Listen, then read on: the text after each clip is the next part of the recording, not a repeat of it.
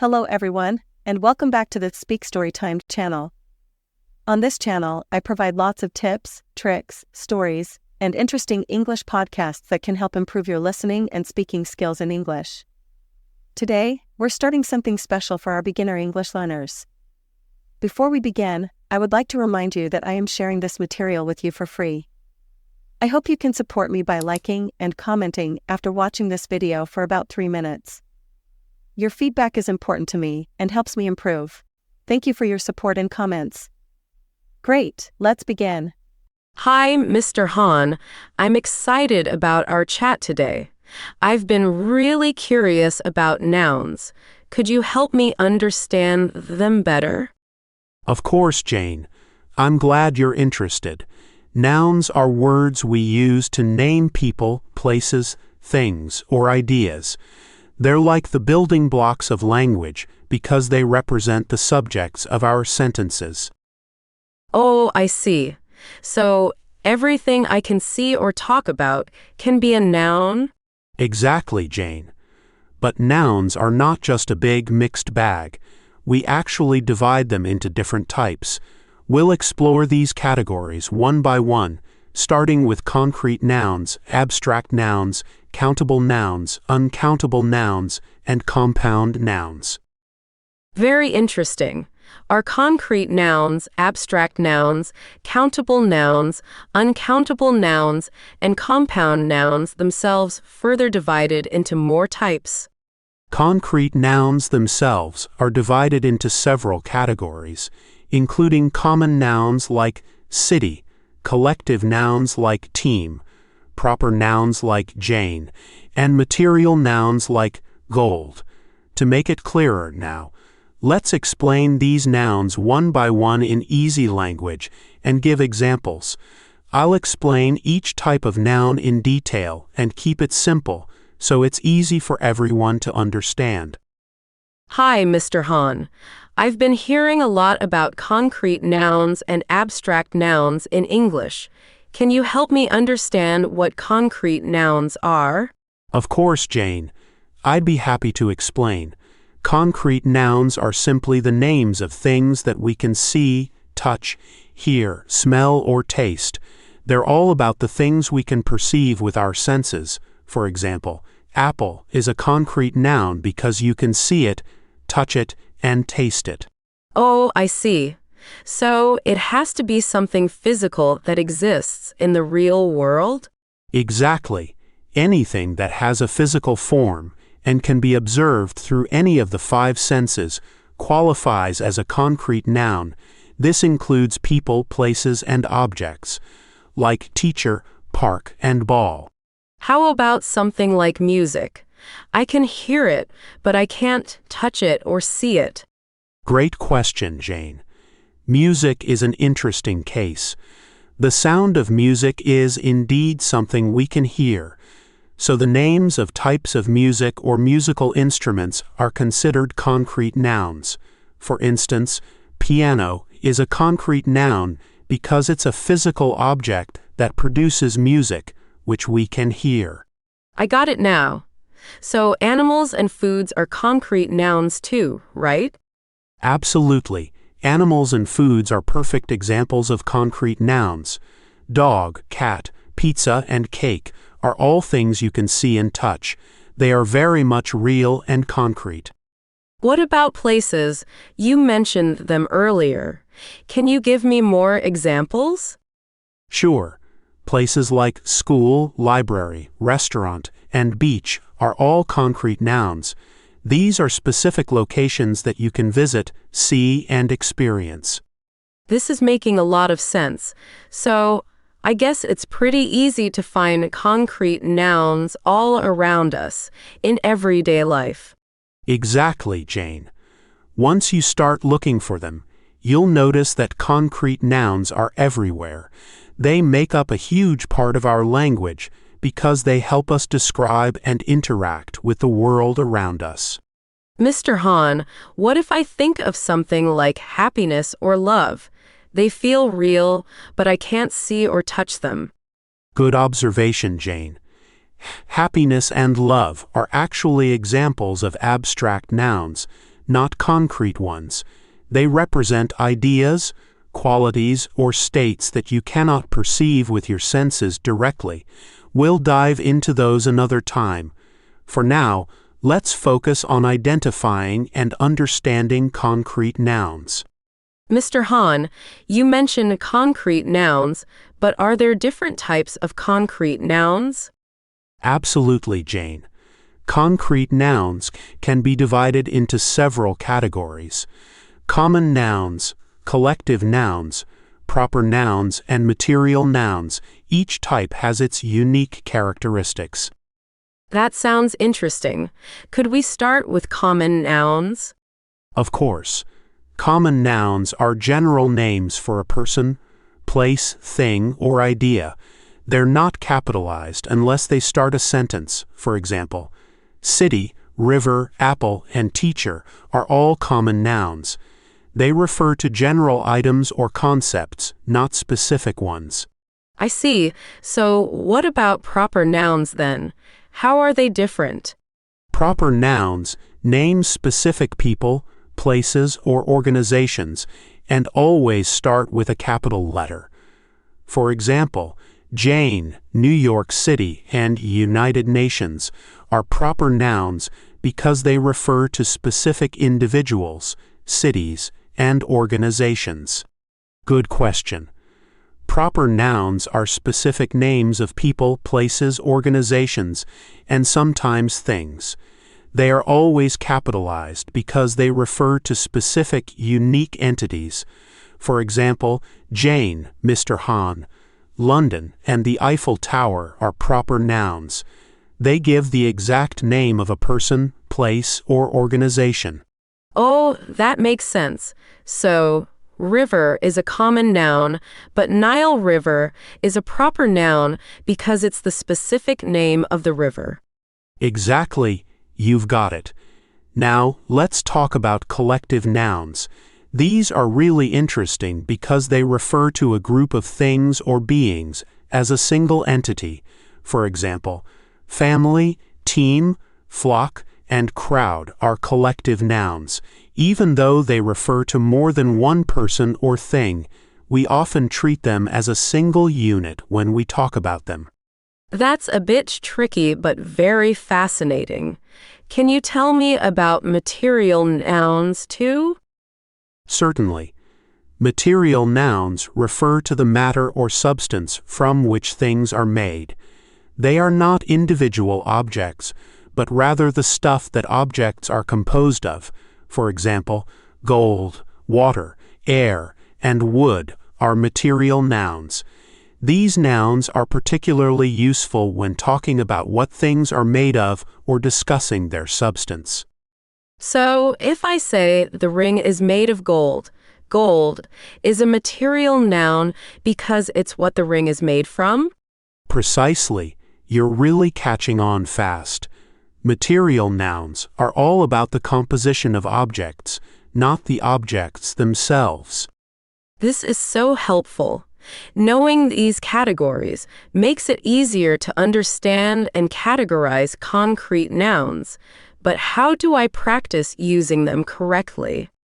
A great way to practice is by reading books or articles and trying to identify the concrete nouns and their categories. Or, while you're walking outside or just going about your day, think about the nouns you see and try to categorize them. Is it a common noun or a proper noun? Maybe it's a material noun or a collective noun? Got it. What about these abstract nouns you mentioned? Good question. Abstract nouns represent ideas, qualities, or conditions that you can't see, touch, or measure. They're things you feel or think about, like love, freedom, or intelligence. They're contrasted with concrete nouns, which are things you can interact with physically, like apple, dog, or house. Oh, I see. So, if I'm talking about happiness, love, or freedom, am I talking about abstract nouns? Exactly, Jane. You've got it. Happiness, love, and freedom are all things you can feel or think about, but you can't hold them in your hand like you can hold a book or a cat. Those are perfect examples of abstract nouns. Yes, Mr. Hahn, I'm curious about how we can create abstract nouns. How does that work? It's quite fascinating, actually. Many abstract nouns are formed by adding suffixes to verbs. A suffix is a part added to the end of a word to create a new word, often with a new meaning. For abstract nouns, common suffixes include ment, ion, ants, tion or ation, ing, and That sounds like a lot. Could we go through each one with examples? Of course, let's start with ment. When you add ment to a verb, it often describes the action or result of what the verb expresses. For instance, achieve turns into achievement, and enjoy becomes enjoyment. Oh, I've heard those words before. What about ion and its variations? Great question. Adding ion, tion, or ation to a verb can turn it into a noun that often denotes the action or condition of the verb. For example, celebrate becomes celebration, and inform turns into information. That makes sense. And what's next? Ants and ents, right? Precisely. These suffixes often form nouns that express a state or quality. From accept, we get acceptance, and from depend, we derive dependence. This is like solving puzzles. What about why? Using why can turn verbs into nouns that often describe a quality or condition. Happy gives us happiness, and angry turns into anger. Notice how the spelling changes slightly for happiness. I see. So spelling changes can happen. And T? The suffix t is less common but still important. It can also turn verbs into nouns that denote an action or the result of an action. Argue becomes argument, for example. Got it. What about ing? The ing suffix is interesting because it can make a word into a gerund, which acts like a noun in a sentence, representing the action or process of the verb. Running from run, for example, can be a sport or activity, which is an abstract idea. And finally, Yes, can sometimes create abstract nouns, though it often denotes a person associated with an action. However, in contexts like discover, to discovery, it's more about the process or act of finding something, which is abstract. Mr. Hahn, I found the verb transformations really interesting. So, how do we turn adjectives into abstract nouns? It's all about suffixes again, Jane. By adding suffixes such as ness, ty, y, ity, and transforming t to ce or psi, we can change adjectives into abstract nouns that describe a state, quality, or condition related to the adjective. Can you give me some examples with ness? Certainly, ness is one of the most common suffixes for turning adjectives into abstract nouns.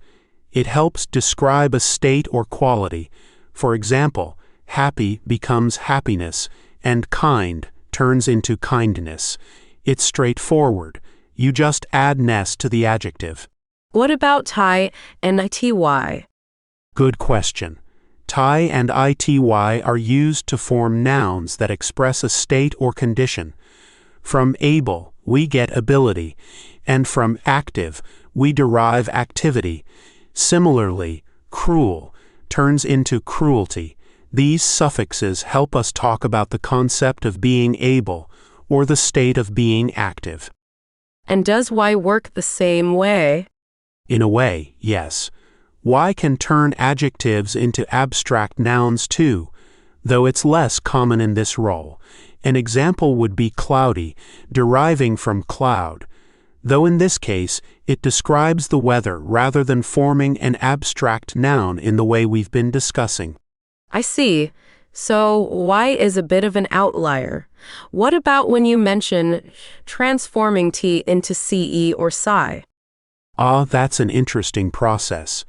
For some adjectives ending in T, changing to CE or Psi forms an abstract noun. For instance, infant, which can be used adjectivally, leads to infancy, and silent becomes silence. This transformation often signifies a state or period related to the adjective. Yes, Mr. Hahn, it sounds like there's a whole world of abstract nouns formed from other nouns. How does this work? It's quite a creative process. Let's start with hood. When you add hood to a noun, it often describes a state, condition, or period in someone's life. For instance, child becomes childhood, and mother leads to motherhood. These words convey the concept or state associated with being a child or a mother. That makes sense. What about Psi? Adding psi to a noun can describe a state, condition, or capacity. From accurate, we get accuracy, and pregnant leads to pregnancy. These abstract nouns talk about the condition of being accurate or the state of pregnancy. I see. And how does ship fit into this? Ship is interesting because it often refers to the status, condition, or skill of someone. For example, friend becomes friendship, and leader transforms into leadership. These abstract nouns express the quality or state of being a friend or a leader. Oh, I'm starting to notice patterns here. What about let? The suffix let is slightly different because it's often used to denote a smaller version of something, so it's not as commonly used to form abstract nouns in the way we've discussed. It's more for concrete nouns, turning book into booklet, for example. So it's a bit of an exception to our focus on abstract noun formations. Got it. That's a bit of an outlier then. And what can you tell me about an Ian? Both n and ian are suffixes that can sometimes create abstract nouns by referring to characteristics or related concepts of the original noun, though they're more frequently used to describe someone from a place or a specialist in a field. For example, American from America, or musician from music. While not always forming abstract nouns in the sense of concepts or qualities, they do relate to identity or profession, which can be seen as abstract aspects of a person. This is really broadening my understanding of how abstract nouns work. It seems like there's a suffix for nearly every situation. Mr. Hahn, I've heard that we're going to dive into the topic of countable nouns. Could you explain to me what countable nouns are? Of course, Jane. It's wonderful to be here with you. Countable nouns are words that refer to things that we can count. For example, apple, book, and car. You can have one apple, 2 apples, or many apples. So anything that you can add a number to is a countable noun. Oh, I see. So it's like when I say, I have 3 dogs at home. The word dogs is a countable noun because I can count my dogs. Exactly, Jane. You've got it. Now it's important to remember that with countable nouns, we use words like a or n for a single item, and we change the noun to its plural form if there's more than one, like a dog for one and dogs for more than one. Mr. Hahn, now that we've talked about countable nouns, I'm curious about making them plural. How does that work? Great question, Jane. Making countable nouns plural depends on the ending of the word. For most nouns, you simply add s to make them plural. For example, book becomes books. That sounds simple enough. What about the ones that end in s? You mentioned it briefly before. Yes, nouns that end in s, ss, sh, ch, x, or z will take a s in their plural form. This makes the pronunciation easier. So bus becomes buses, and box becomes boxes. And what about the nouns that end in Y? I've seen those change in different ways. Indeed, Jane. If a noun ends in a consonant followed by Y, you change the Y to Ys for the plural form. For instance, baby becomes babies. But if the noun ends in a vowel followed by Y, you just add S, like day becomes days. That makes sense. What about using a, an, and the with these nouns? A and N are used with singular countable nouns to indicate one of something. A is used before words that start with a consonant sound, and N is used before words that start with a vowel sound. So you would say a cat, but an apple.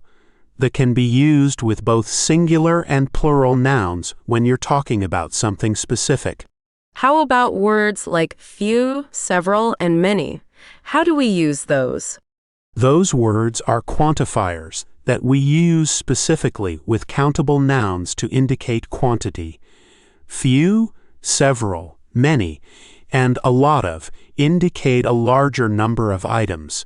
You can say a few apples, several books, or many cars. It's a way to talk about quantity without being specific. And what about all of, none of, some, both of, and any? These are also quantifiers, but they are a bit different. All of and none of can be used with both countable and uncountable nouns. For countable nouns, you can say all of the students or none of the cars. Some and any can imply an unspecified amount, like some apples or any questions. Both of is used when referring to two items or people, like both of the dogs. It seems like these rules help make everything clear and specific when we're speaking or writing. Perfect, you've got it. Mr. Hahn, I keep hearing about uncountable nouns. What are they? Hi, Jane. I'm glad you asked. Uncountable nouns are words for things that we cannot count with numbers directly. They often refer to substances, concepts, and collective categories of things. Oh, I see. Can you give me some examples? Sure. Let's start with something simple.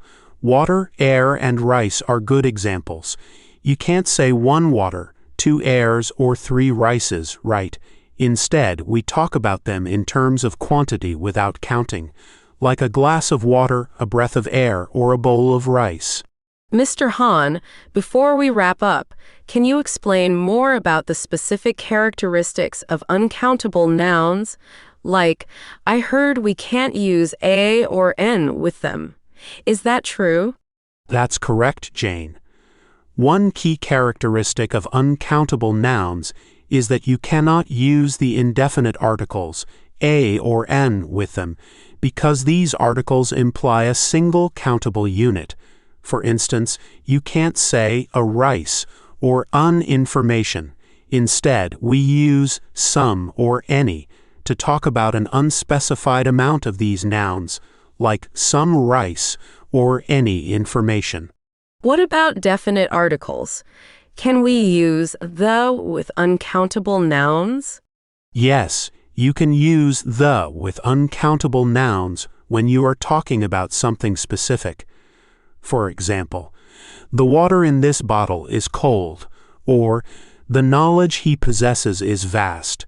The can be used because it refers to a specific instance or quantity of the noun, not to a single countable unit. Got it. And what about making them plural? I guess we can't do that, can we? Exactly, Jane. Uncountable nouns do not have a plural form because they cannot be counted. Words like luggage, furniture, and advice stay the same whether you're talking about one item or multiple items. It's incorrect to add an S or S to make them plural. That's quite straightforward. And when talking about quantity, should I use much instead of many? Spot on. Since uncountable nouns are not counted, we use much instead of many when asking about quantity. So you would ask, how much rice do we need? Instead of, how many rices do we need? The word many is reserved for countable nouns, where the quantity is clear and definable. What about using some and any? How does that work? Some and any are often used with uncountable nouns to refer to an unspecified amount. Some is typically used in affirmative sentences, like, I need some advice. On the other hand, any is used in negative sentences and questions. For example, do you have any water? Or, I don't have any information. This really clears things up. Understanding these characteristics will definitely help me use uncountable nouns more correctly. Interesting. Does English have any other noun categories? One more worth mentioning is compound nouns, which are formed by combining two or more words to create a new noun with a unique meaning. For example, sunflower, toothpaste, and hairbrush. These can be written as one word, separately, or with hyphens. Wow, nouns are more complex than I thought, but this breakdown makes it easier to understand. I'm glad to hear that. Understanding the different types of nouns enhances your ability to categorize and use words accurately in speech and writing. Plus, it enriches your vocabulary as you become more aware of the nuances of English. Thank you, Mr. Hahn. This deeper dive into nouns has been incredibly helpful. I'm starting to appreciate the beauty and complexity of language. You're welcome, Jane. Remember, language is not just a set of rules, but a living, evolving means of expression.